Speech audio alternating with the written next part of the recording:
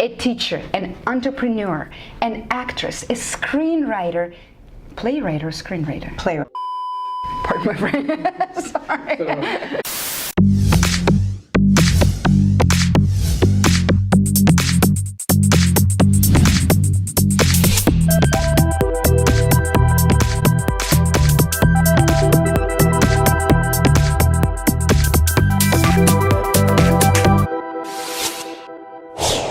Hello and welcome to Modern Goddess Talk, where we help you love yourself a little bit more, live your true passion, and bring back the spark into your eyes. And today I have this amazing woman, a teacher, an entrepreneur, an actress, a playwright, and now a book author, Tamika Lecheé Morales.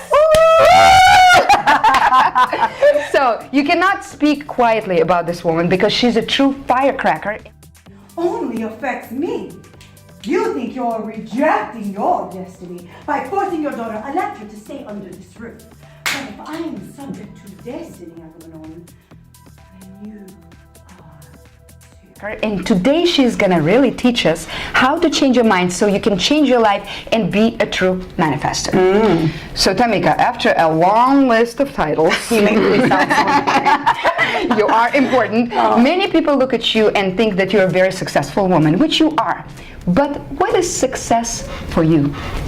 Well, that's funny that you asked me that, because I think people have all these different ideas of what success is. And for me, actually, to bring it down to the most simplest level, I think success is where you actually set a goal and you achieve your goal, right?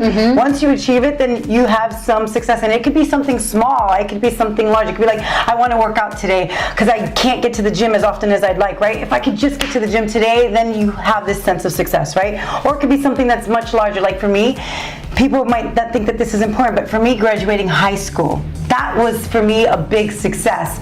And look, what have I done? I went on to get my bachelor's degree, I went on to get my master's degree, I've got 40 credits beyond my master's degree. So it's just funny, it could be small, it could be big, but the most important thing, honestly, is that you set up those goals and that you achieve them. And the success is just, it's the end result, right? But for me, where success really comes in is the journey. I love it. I love it. It's the journey, because people fail. You often fail, but you know what? There's success in failure, right? Because you take that failure, and depending on the type of person you are, right? I take failure and I take rejection, and what do? I let it manifest for a little while in me, and what do? It turns into a drive that, you know what? I have to prove something to myself. Yeah. Not to anybody else only, but to myself, that I can do it, because I believe in myself, right? And I know that I can achieve it. If you believe it, you can achieve it. And that's what I think separates successful people from unsuccessful people, is not really what they accumulate. No. It's how they are dealing with. Everybody has failures.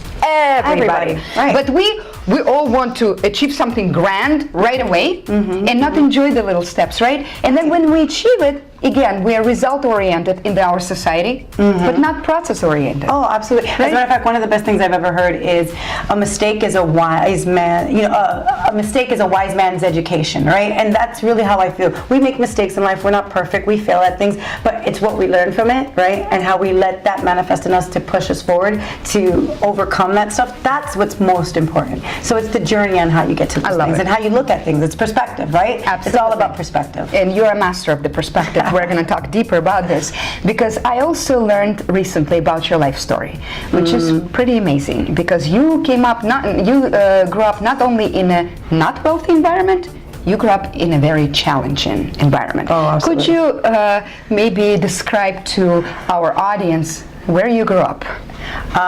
Okay, so try to imagine, I'm born and raised in New York, in Coney Island I was raised. So think of a 2-bedroom apartment in the projects in a ghetto, and there is you, your brother, your uncle, your aunt, her 6 kids, and your grandmother, and your father's not in the picture, and for a moment in time your mom is not in the picture, and it's all of you, 12 of you, right? are growing up in a 2-bedroom apartment in the projects of Coney Island, and in certain moments of all those years, from the ages of 9 until I was 18, there was other family members coming in from Puerto Rico and other people that we were taking off the street, truthfully. So at one point, it was as high as 17 of us in a 2-bedroom apartment. So it was a very scarce. I can't even begin to explain the challenges that we had.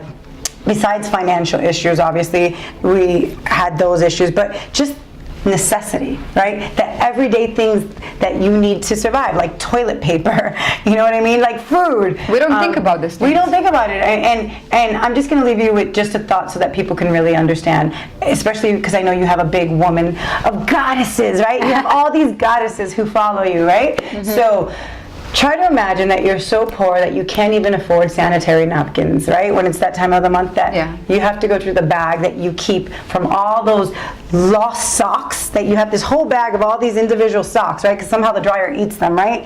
And you take the thickest of those socks and you use that, because that's all that you have. That's a little perspective for our audience. And if they want more perspective, I've written a play based on, my challenges and how to break a vicious cycle, right? And the play that I wrote is titled The New Eurekan. And so you'll get to learn more when you get to see the play. When are we going to see the play? Well, I'm actually in the midst of trying to get it produced for 2018. So very soon. Awesome. Well, this is amazing. So when you describe your environment, I mean, many people can choose to do drugs, become alcoholics, stay on the streets because, they would have a great reason and excuse, and the society would even understand them. But you didn't. What was the turning point for you to just decide that I'm going to break this cycle? For some people, it's something they have to either hit rock bottom or something has to be really bad in their life for them to just be like, enough is enough, and that's their turning point. For me, I can't say that it was one specific event. It was just life. My life every day was just about survival. I was in survival mode constantly in survival mode.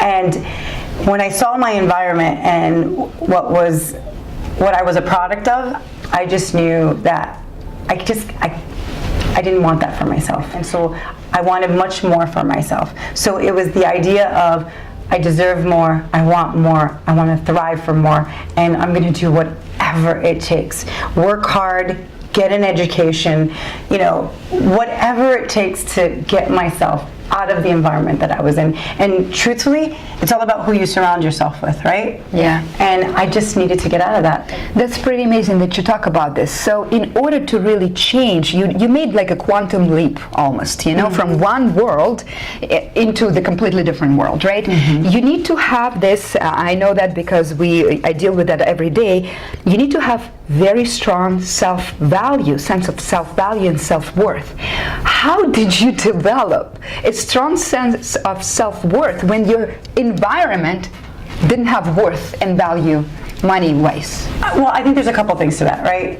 I think one thing was that I was raised by my grandmother, and my grandmother is very eccentric and very loving, and she would constantly tell me, because she believes that she's special, right? And that we are her seed, so to speak, right? So she instilled in me that I was different, that I was special. But different good, right? Different good, absolutely good.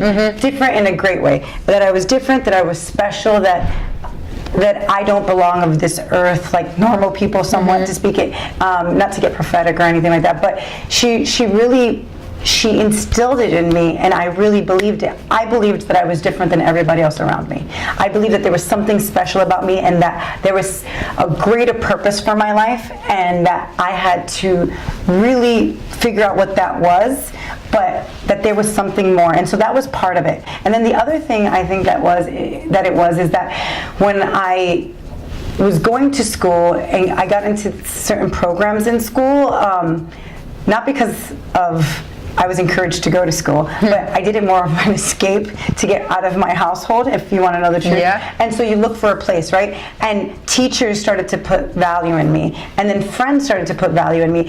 And when people start to trust in you, and you start to open up, and they start to believe in you, you don't want to let them down. No. Right? And they put value in you. Yes. And so in turn, you put value in that idea of who you are, and that you don't want to let that down, so you work that much harder.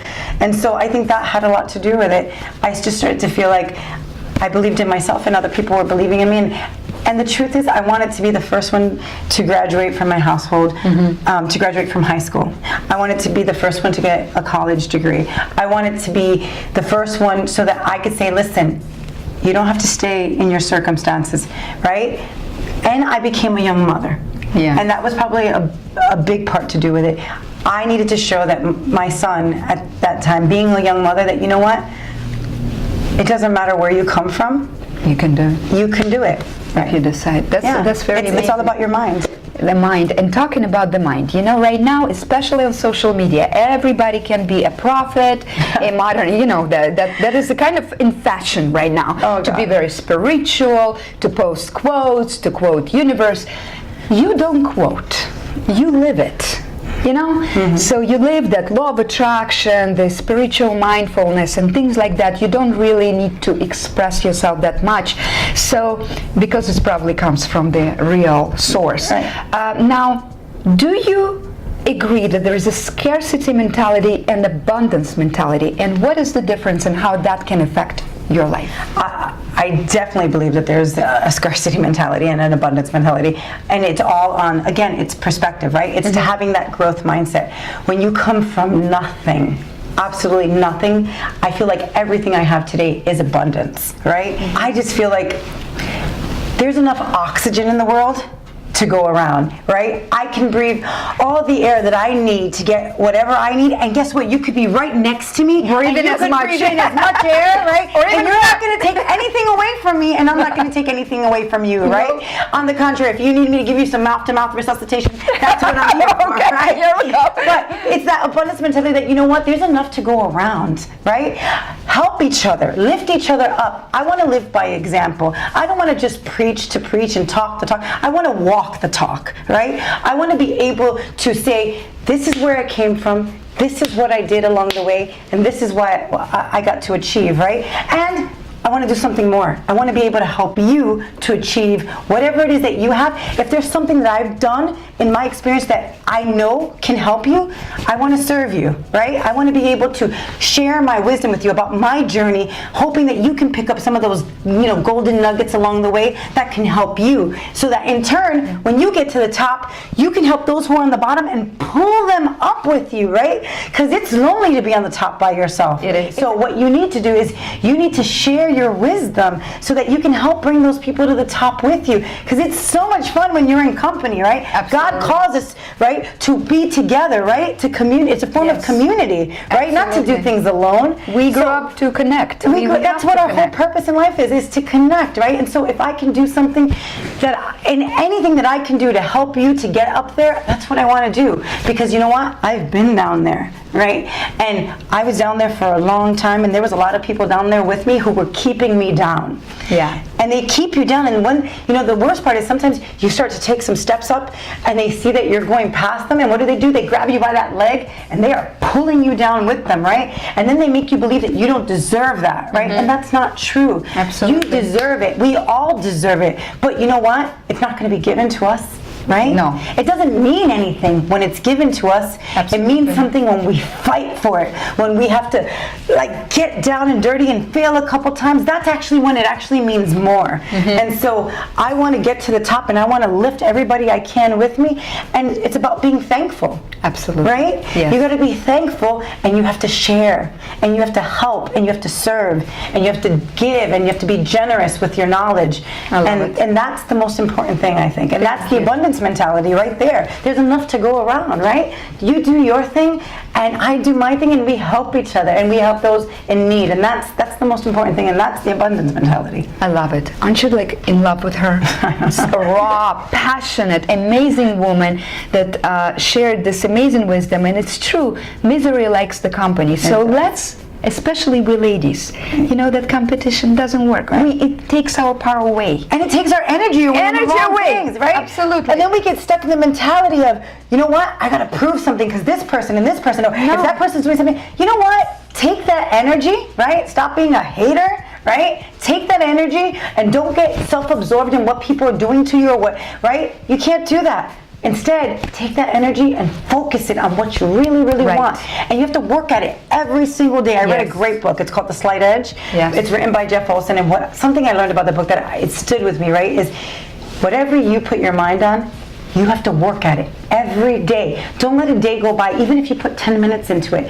Those small amounts, right? Whatever you do, if you put part-time into something, you're going to get part-time results. If you put spare time into something, you're going to get spare time results. But if you put full-time into something, you're going to get full-time results. And you keep your focus on that thing. And that will not let you get your energy taken away in the wrong things. Just stay positive and stay on what's the most important and stay focused. And that's what success truly is, because success is do all of that and then give it all away, because none of this is ours to begin with. So I know your book is coming out. So please, can you tell people how can they find this book and read it? Absolutely. So I am a contributing author to a book titled Today's Inspired Latina. It's volume 3, and it's coming out May 11th, which is right around the corner. We're gonna have a big, huge book launch. There's going to be over 700 people there. It's going to empower women. It's going to inspire them. The night's going to be absolutely electric and magical. You're going to come out crying. You're going to come out pumped. Whatever vision you have for yourself, you're going to want to walk out and start setting your plans in place, because you're going to want to achieve it. And so there's a lot of information about that. I'll give you the information so you can post it. It's going to be in Arlington Heights at the Meadows Club, May 11th. There's free food. There's some magical things happening that evening, so I won't tell you more. You just have to come to find out. And to connect with you, how can people connect with you? Great. One of the best ways to connect with me is on Facebook. If you go to www.facebook/The New Eurekan, or you can contact me via email at Tamika_L_Morales@gmail.com. So thank you so much for being here. You're awesome. Thank you. I'm so just inspired by you. I so respect you for everything you do. And I love this. We got to get together and help each other out. Absolutely. Right? Right. And so stay tuned. We have a little present for you. You can download it under this video. And happy vibes, happy lives.